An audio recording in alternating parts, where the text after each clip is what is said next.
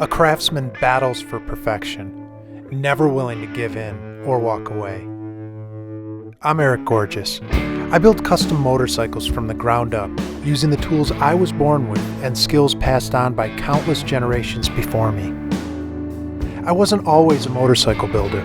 I worked 9 to 5, chasing money and titles, and it nearly broke me. So I threw it all away and started over.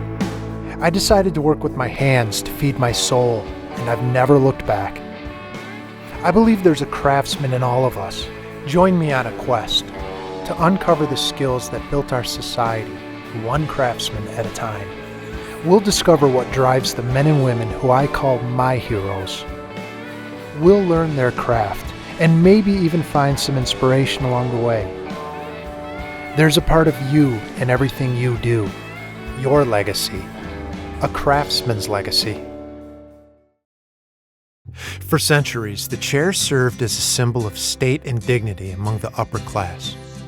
It wasn't until the 16th century that the chair served as the primary seating for everyday life in households. A Windsor chair is built with a solid seat into which the chair back and legs are seated into drilled holes. The origins of the chair's earliest designs are unknown, but the first appearance came in 1724 when they were brought to London from the trading town of Windsor, Berkshire.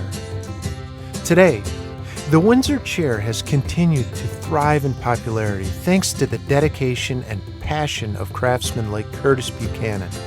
Although the true origins of the Windsor chair are unknown, the craft of chair making is alive and well in his flawless designs.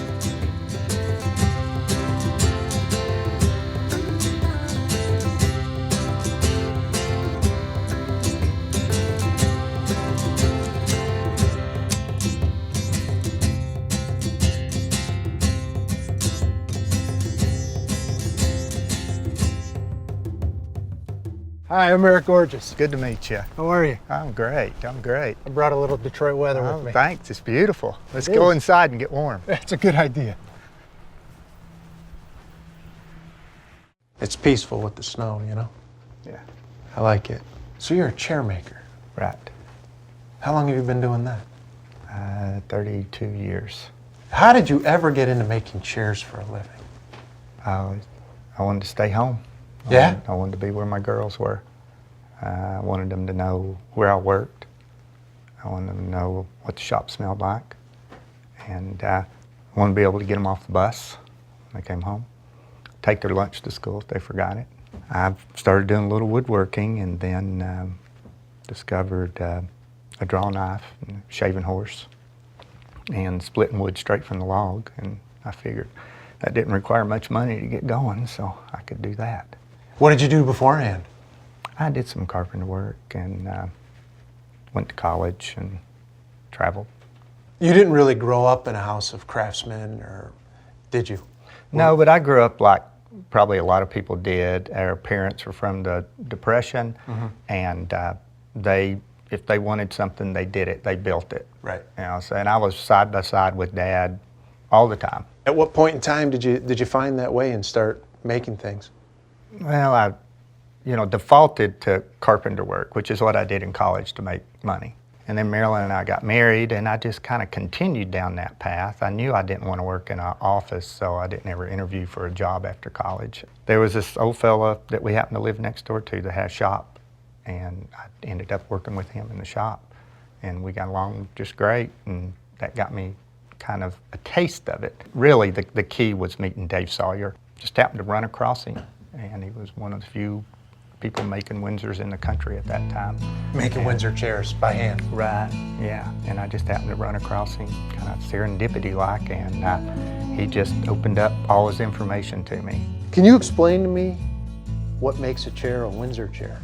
Yeah, Windsor chairs where all the parts stop at the seat. So the seat is the central construction feature of the chair. Do you remember the very first Windsor chair that you made? Oh, yeah. Yeah? Do you still have it? No, I gave it to a guy and told him he couldn't tell where he got it. Right. I have a couple of those things. And I don't even know the guy's name. Smiley was his nickname. That's all I remember. So Smiley's got it if it's still held together. Do Do you remember the first chair that you ever sold? Oh yeah, I did this little mall show in Asheville, North Carolina, and sat there all weekend long with, thousands of people walking by. I was packing up to go, and Didn't sell anything the whole No, not a thing. And this couple was headed out the door with their packages, and they turned their heads a little bit and walked over and ended up ordering 6 chairs. And of course, my wife was expecting me home long time ago. And when I got there, she was lying in bed, and those eyes were saying, "I am not happy. Where have you been?" And I pulled that check out of my pocket and I said, "Look at this." How do you see yourself? Do you see yourself as a craftsman or as an artist? Craftsman. Craftsman. Yeah. Do you think much about your legacy in this craft? Not at all. No? No. What I think about is being able to go down to the shop every day and use those tools. That's what I like doing. So when do I get to see the shop? I'm sort of itching to get busy here working. Okay, well, we can go down there. Sound good? Yeah, sounds great. Let's go.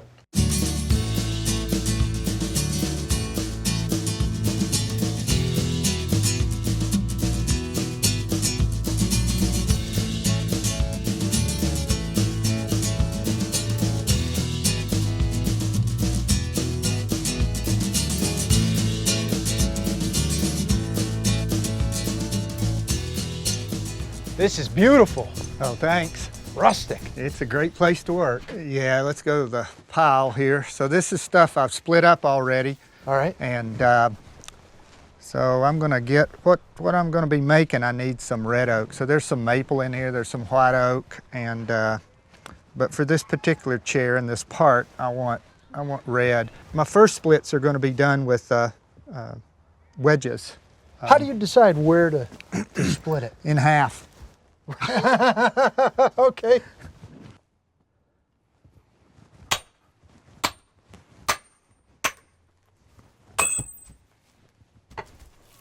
Man, just split it right up. All right, so where do we go with this now? Okay, well, we're going to go to the riving brake. And Riving brake? Riving brake, yeah, Riving brake. R-I-V-I-N-G. A rive is a controlled split, and you do it with a froe. Oh, okay. What's a froe? Right. Hold on to that. All right. So that's froe, wow. and that's club. And how does this work? Yeah. So this just sort of like holds it in place Yeah, for holds you? it in place so I can pull back on it. So let's see. So I can control how that splits with the froe. Mind if I give it a try? Yes, that'd be a great thing for you to do. All right, so we're going to Okay. split this in half like that? Yeah, split it in half. Then just hit it? Yeah, give it a whack. Well, not quite that hard, but that's okay. That's okay. That's fine. No You said problem. give it a whack. Yeah, okay. Now just pull back on it. Set it. Yeah. Oh, okay. I see. There I you see, go. I see. I'm after the longwood fibers being intact to maintain the same strength the tree has to weather a storm, to flex, and put it into that chair unbroken. So a saw can't do that. All right. So that's why I go through this trouble of splitting this stuff out. Well, that makes And sense. it's not trouble, it's kind Yeah. of fun. Okay, It's let's just- go inside to the shaving horse and I'll show you what we do next.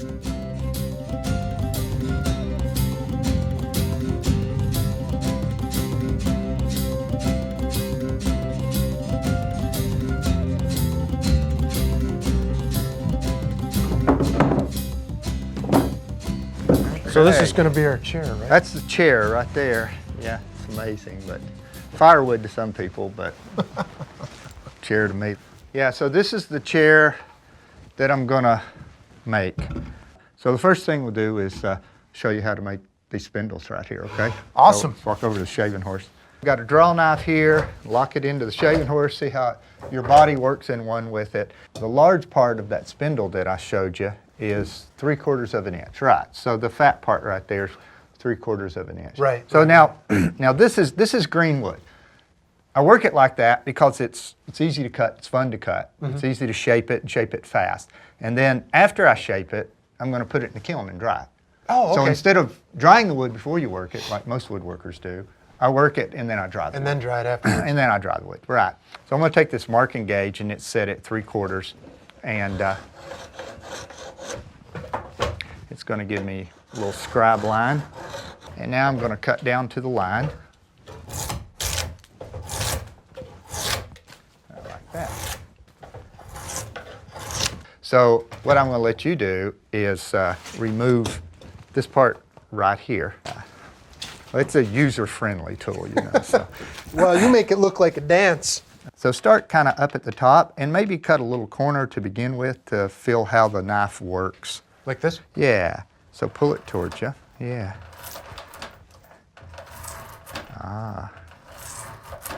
Good job, Eric.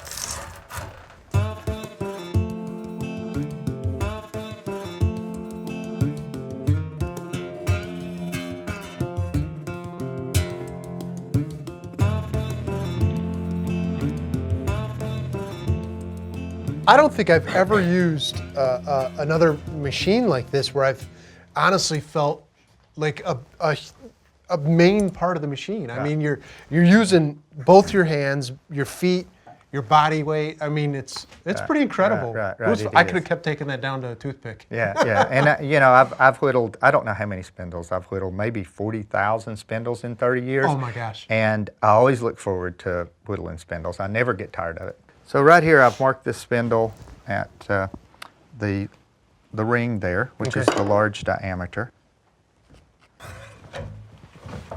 Okay, so now we've got the taper here, and before I put it in the kiln to dry it, then I'll turn it into a octagonal. Octagonal, okay. Yeah, so. And you're coming into this just by feel. I mean, you're not really using anything to measure other than that. Yeah, after 40,000 of them, you learn you sort of how pick to it make up. So you see I got an octagonal, octagonal. So now it's ready to dry. So I'll dry it in kiln. Okay. You want to see it? Yes, please. Okay. So here's the kiln right here. And oh, well, this is pretty cool. yeah, it's runs off of two 100-watt light bulbs. Just regular light bulbs. Regular incandescent light bulbs. I like to run the kiln at 140 degrees, and it'll take a couple of days to dry this spindle. So we'll pop it in there. Pretty ingenious. But I didn't make it up. No. So what's the next part to make? This comb up here, right there. This part right here is called the cone? Yeah. So here's the piece of red oak that I've rived out, and so the first thing we need to do is get the bark off of it with the hatchet.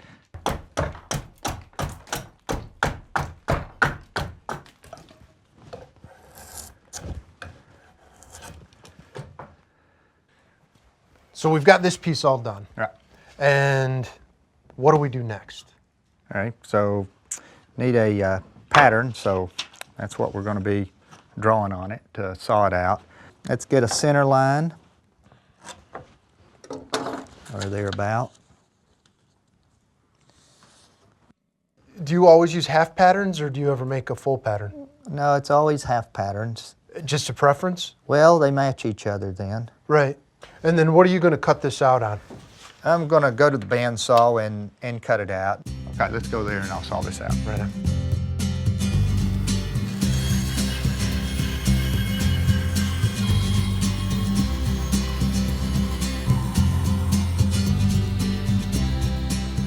Just cut it out and it's ready to bend. And how are we going to Now, do that? we're going to bend it and we're going to put it in this steam box right here. So it's the snake coffin with a What'd you call it, a snake coffin? snake coffin. Yeah, you can bury your snake in it if you need to. And you've got a wallpaper steamer here. Okay. Nice, safe way of producing steam. Yeah. And I got it running, and so just stick it in there. At a full head of steam, that piece, as green as it was, will be ready in 15 minutes. So we're getting ready to turn down one of the legs? Yes. Yep. Okay. Yep. So the legs and stretchers and post are all turned, so it's split stock just like the other stuff. All right. And then I just mount this piece of firewood on the lathe. And I'll just guess center right over here. That looks like it'll work. And whirl it around, make sure it doesn't hit the tool rest. The major diameter of that leg is 1 5/8, well, 1 9/16. We'll go a tad bit heavy on it. All right. So I set up my caliper there, and then I'll turn it down, and I'll use this large gouge right here for roughing it out. I'm going to turn it on here. So I got to feel where the piece is. And I got it round, so now I can take Speed it up a little bit.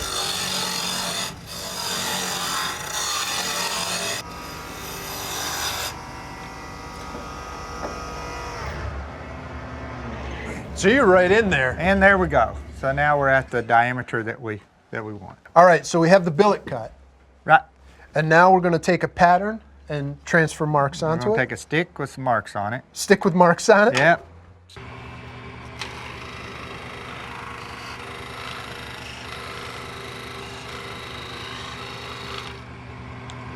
And now I'll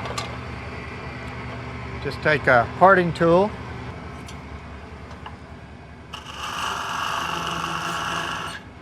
And you're taking those down to dimension, right? Yeah.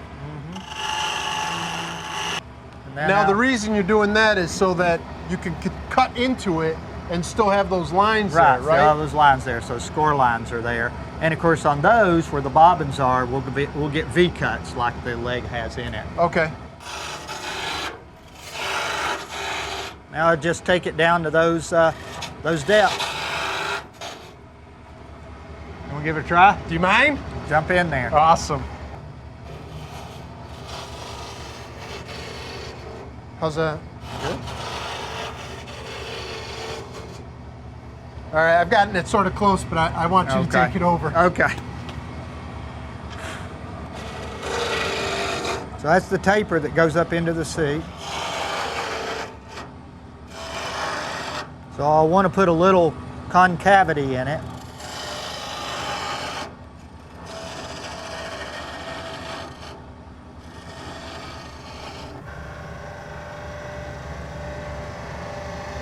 Look at that.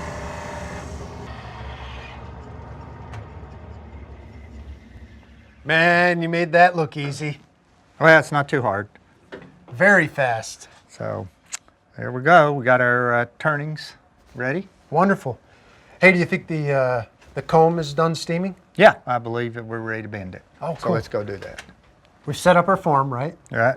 And then the comb's in the, what'd you call it, a snake coffin. Steam box, yeah. Yeah. Okay. Put a pad on the back so don't smash it back there with the clamp. And then this takes a little bit of power to pull it around, so I use the clamp actually, right like that, to help pull it. Look at that. And then I just use the power of the clamp to pull it in. Right. And how long will this have to stay clamped down? Well, it depends on what environment it's in. The drier the environment, the faster it's gonna dry. There we go. We got the comb bent. Look at that, nice. So let's get this cleaned up and then we'll go to the seat. Okay.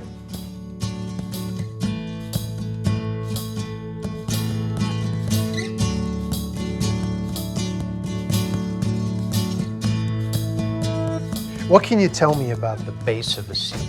Okay, so as we were talking earlier, I was talking about what defines a Windsor chair. And it's all parts stop at the seat. And the seat's the central construction point of the chair, and it's the visual point of the chair too. It's what your eye's drawn to first. Here's a plane that I've turned into a scrub. Mind if I give it a shot? Yep. Let me give it a shot.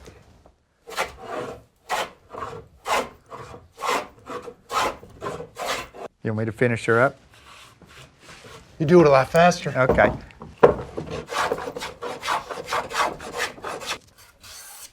So this is a much, much finer cut. Is this our final? Yeah, this is the final pass, and this is the smoothing plane right here, so you can see the nice little thin cuts that it's leaving there, and a nice glass finish. So that's what we want. So there we go, and That's beautiful. now we can lay the pattern out. So All right. What's the most important thing when you're laying out a seat like this? oh gosh, I would say the position of the post and getting the post right. So right there's the post, and there's the leg, and there's a depth hole. These are all 1/2-inch holes up here. Okay. And I like to drill with a bit brace. So I need my glasses on. Get rid of this hat. These holes back here are drilled at 7 degrees. This one's drilled at 8. So I just set the bevel square up to kind of help me out here. Set this up just parallel with the line and perpendicular to the point. And set my point on there right like that. And I put my, it looks kind of funny, but I put my mouth on it because my body holds it steady. And it's not going to be going like that whenever I swing it. And so you're counting the turns all the way, and you're just using this as a reference, right? Right. Okay, you want to drill a couple of them? Yeah, do you mind? No, I really want to. Come on. So those two right there are drilled at 7 degrees. So I'm going to help you. I'm going to be the Yes, please. the good helper here. And you suggest like this? Yeah. Now lean back just a little bit more. Okay, you're there. Now go. Now no pressure. No pressure. That's 18. Okay. Now we get to start shaping fun part. this, right? Fun part now. And we've got this all set up on a like a special area, special bench and everything. Yeah, right? yeah. This comes from the Swedish bowl carvers. They use a setup like this if it's out of a log. And so that's why, you know, where I got the idea to use it for my adze work. So this is an adze. It's kind of like an axe with the blade turned 90 degrees. I've never used one before. Oh, well, you'll get a chance. So let me show you how it's done. Let me put these please. glasses on so I know the difference between the wood and my finger. So you're going to keep your hand right up here whenever you do it, way out of the way. And, you know, it's a wrist action. It's like a hammering action there. And you can hold it kind of loose. So I'll go down to the bottom of the hole. So as you see there, just got a little bit of it showing now. Okay? All Ready? right. Got it? I think so. I'm going to give it a try. Oh, I'm sure you'll do great.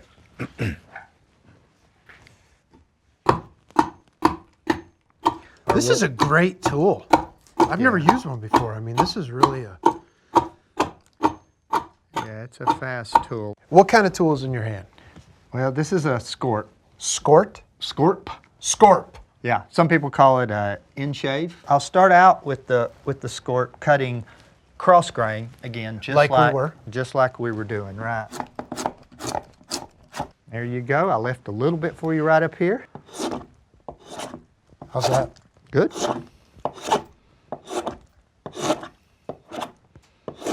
This is really starting to take shape here.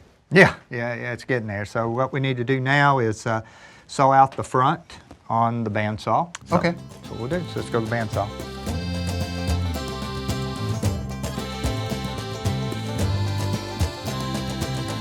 So we've used this many times. Oh yeah. So we're going to be using the draw knife on this front here. So what I need to do now is lay out a line on this front profile on both sides. And then I'll put it in my leg vise over here, send it up just like this, and I'll take the draw knife and I'll cut all of this material off out here.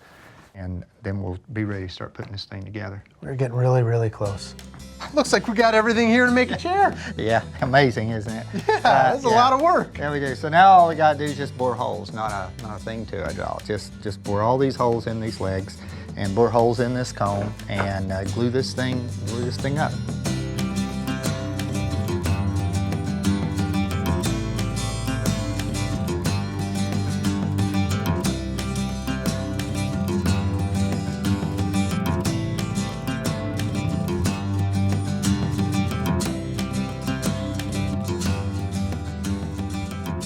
We're ready to fit the comb on. We're ready to put it on. So all these holes are bored, all the spindles are in. So see if I can get it in. There we go. Okay, let's see if we can take her down.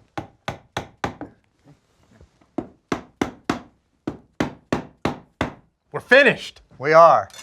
This is beautiful. Oh, thanks. Thanks. Thank you so much for having me out. Thanks for coming. I had really a great time. I mean, and I learned so much.